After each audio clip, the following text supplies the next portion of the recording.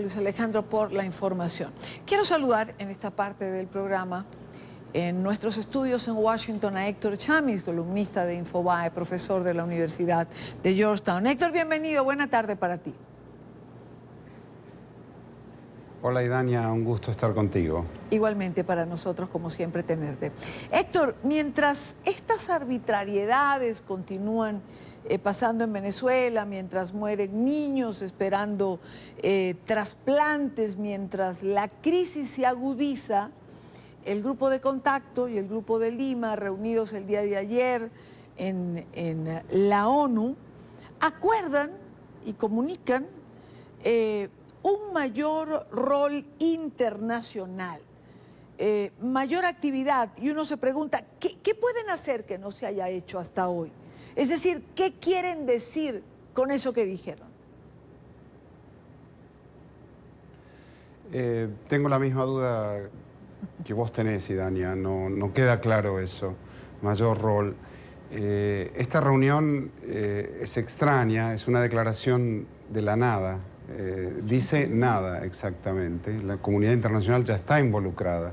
55 países reconocieron a Juan Guaidó.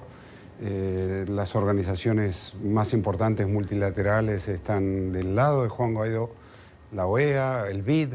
Entonces, mayor involucramiento no queda claro cómo. Yo tengo dudas en cuanto al sentido de esa reunión por dos motivos. Uno, porque por el lado del Grupo de Lima, me parece absurdo que cualquier representación del Grupo de Lima no incluya a Colombia y a Brasil, por cuestiones obvias, porque son limítrofes, porque han sido parte de la estrategia de ayuda humanitaria del 23 de febrero y serán parte de cualquier otro esfuerzo en este sentido, porque además tienen sobre sus hombros una parte pesada de la carga de la inmigración, de la carga fiscal y humanitaria que han asumido los dos países. Entonces, que por el lado del Grupo de Lima no esté Colombia y no esté Brasil es extraño, deberían estar.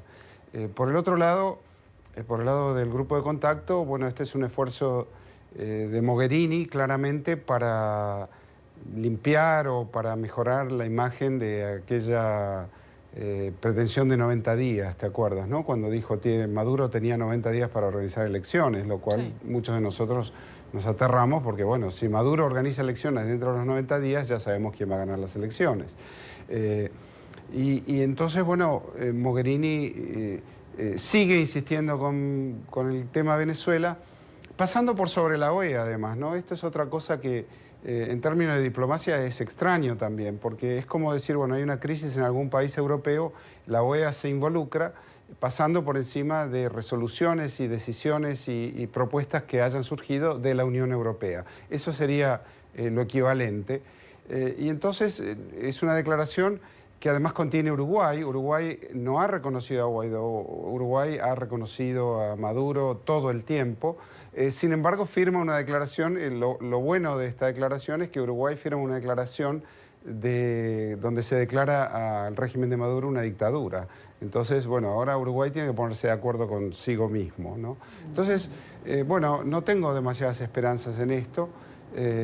Creo que es un esfuerzo por dejar de costado a la OEA, porque la OEA, Almagro han tenido posiciones más duras, más firmes, y ellos siguen insistiendo que en la vía pacífica, bueno, sí, ojalá, pero ya sabemos que eso puede suponer esperar y esperar eternamente. Ahora, ¿puede esperarse algo más concreto de la Asamblea General de la Organización de Estados Americanos que va a realizarse en Medellín dentro de un par de semanas en Colombia?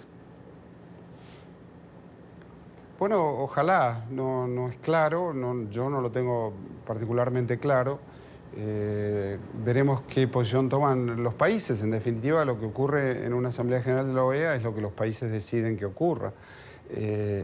Y en ese sentido, bueno, ya sabemos que Estados Unidos, Colombia, Brasil, Argentina, Paraguay, Chile tienen una posición tal vez un poco más dura, más firme, y otros países siguen insistiendo con una suerte recién estaba escuchando a los periodistas que finalmente lograron ingresar a la Asamblea Nacional para hacer su trabajo, teniendo que sortear un bloqueo de la Guardia Nacional o de la Policía de Venezuela. Y lo que me queda siempre la sensación que son conversaciones de sordos entre aquellos que intentan normalizar el horror, porque lo peor que puede suceder de la situación de Venezuela es que normalicemos el horror, como el de los periodistas, que normalicemos la dictadura criminal. Y como ha sucedido en Oslo, ¿no? Que de alguna manera esas conversaciones son normalizar la dictadura criminal. Y por el otro lado, posiciones más duras que no son todos los actores los que tienen posiciones duras y consistentes. Y es tal vez por eso que Maduro todavía continúe donde está, ¿no? Pero cuando tú señalas, por ejemplo, lo peor que puede pasar en relación a Venezuela es que normalicemos el horror. ¿No está hasta cierto punto normalizado ya para una parte del mundo? Yo creo que sí. Yo creo que sí. Digamos que los periodistas tengan que enfrentarse a una fuerza represora para entrar a hacer su trabajo, cuando, bueno, ya sabemos, cuando los periodistas son noticia, no es una buena noticia, ¿verdad? Como regla. Y además, tener que enfrentarse a una fuerza represiva, bueno, eso es normalizar el horror. Creo que lo de Oslo también es una manera de normalizar el horror, porque allí van representantes de la Asamblea Nacional a dialogar con aquellos que han apresado, secuestrado, desaparecido una cantidad importante de diputados en las últimas semanas, ¿verdad? El vicepresidente de la Asamblea Nacional está desaparecido. Su familia reclama fe de vida al régimen. Y otros diputados van a Oslo a conversar con esos mismos represores, con aquellos que han secuestrado a Zambrano, ¿verdad? Sin que esté claro qué le han exigido a esos personeros del régimen. Entonces eso termina normalizando esa dictadura, termina normalizando esos crímenes. Eso es lo grave. De vuelta no es que no sea importante conversar o que no haya que conversar. El tema es en qué términos se conversa. Claro. ¿Y qué se informa a los venezolanos y qué se informa a la comunidad internacional? Para ti, Héctor, Oslo, ¿es un error del presidente Guaidó, del presidente interino? No sabemos si es un error, porque no sabemos de qué se trata. Lo que sí es un error es el hermetismo con el cual se llega a Oslo, se decide ir a Oslo, se conversa, las contradicciones en las informaciones entre Guaidó y la Cancillería de Noruega, por ejemplo.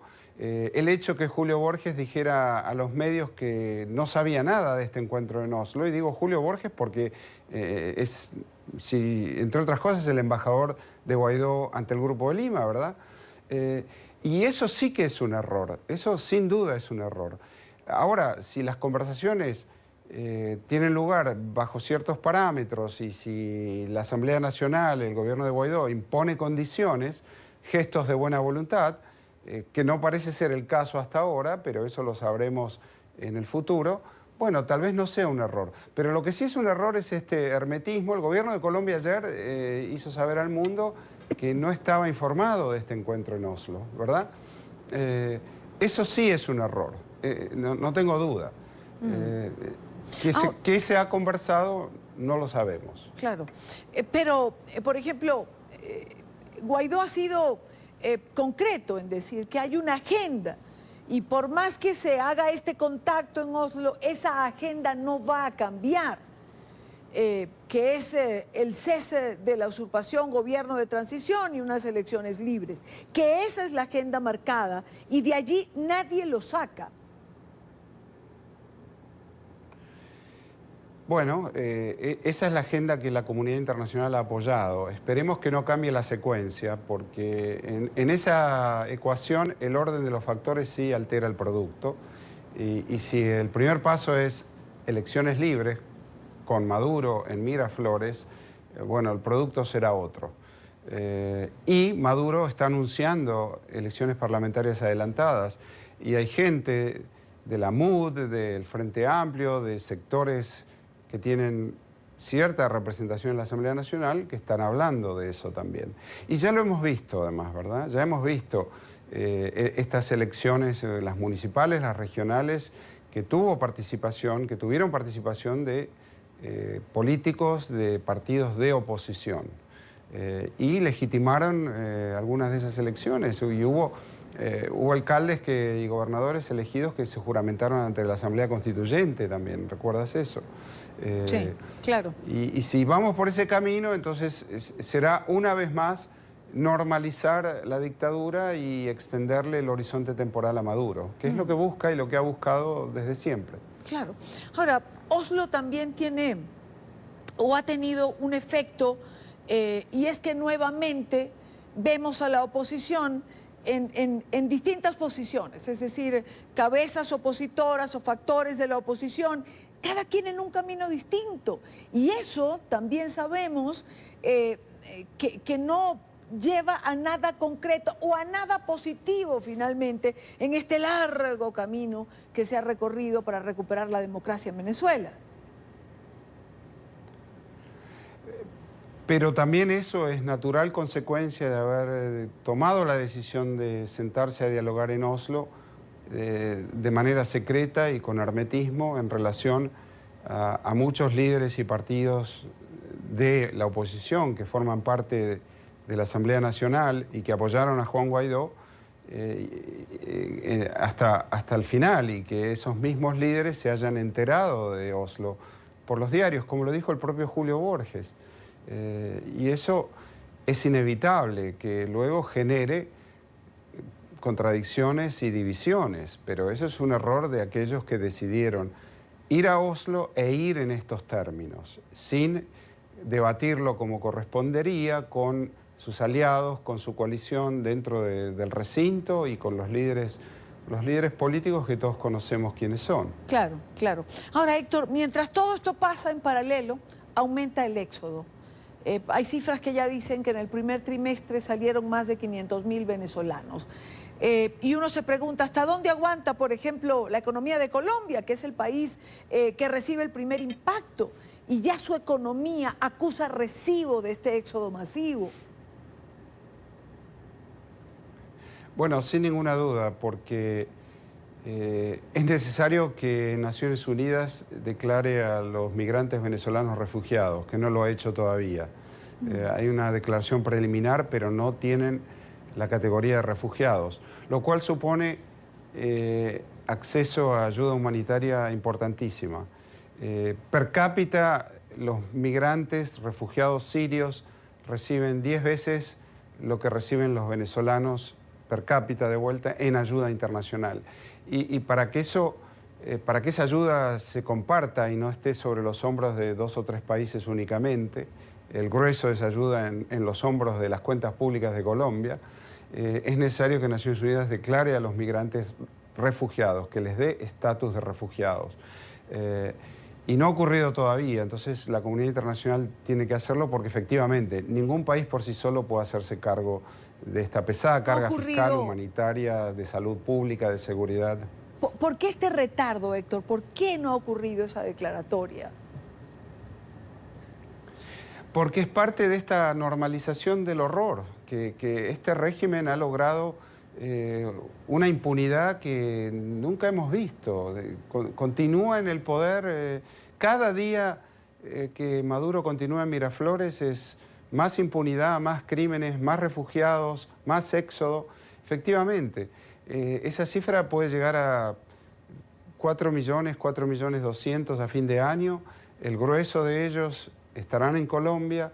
La generosidad de Colombia tendrá un límite, como la de cualquier país, y ahí hay otras crisis que pueden desarrollarse.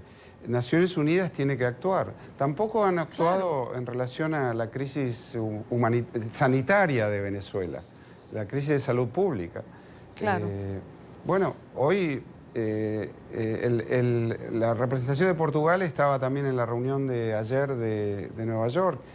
Digo esto porque el secretario general es portugués, tendrá tal vez la capacidad de conversar con ellos, uno imaginaría. Bueno, es una crisis que sigue en desarrollo, que hemos conversado tú y yo cientos de veces a lo largo de estos años, que pareciera a ratos tener solución y que en otros entra en esta especie de estancamiento que no tiene explicación para muchos. Por eso te preguntaba si podemos esperar acciones concretas ya a finales del mes de junio, cuando la OEA tenga su Asamblea General. Este nuevo encuentro, si puede darle un impulso de alguna manera. Bueno, ojalá Naciones Unidas dé el estatus de refugiados a los migrantes, en cuyo caso se movilizarían gran cantidad de recursos para ayudar a los venezolanos y compartir este esfuerzo entre más países, que la comunidad internacional se haga cargo. Y eso tal vez dé impulso a lo que ocurra en la Asamblea General en Medellín y dé un nuevo brío a la comunidad internacional para no perder este impulso, para no perder el ímpetus de estos 55 países que siguen reconociendo a Guaidó, siguen rechazando la dictadura de Maduro, y que es importante que haya cohesión entre ellos y que ese accionar sea conjunto. Claro. Y no dispersando esfuerzos, porque lo del grupo de Lima con el grupo de contacto es dispersar esfuerzos. Y además de cometer errores, ¿no? Como fue el error ese de Mogherini de darle 90 días a Maduro, claro. Precisamente para que organice una elección. Es ganar tiempo. Héctor Chamiz, columnista de Infobae, profesor de la Universidad de Georgetown. Héctor, un gusto tenerte, como siempre. Buena tarde para ti. Igualmente para ustedes. Muchas gracias. Son las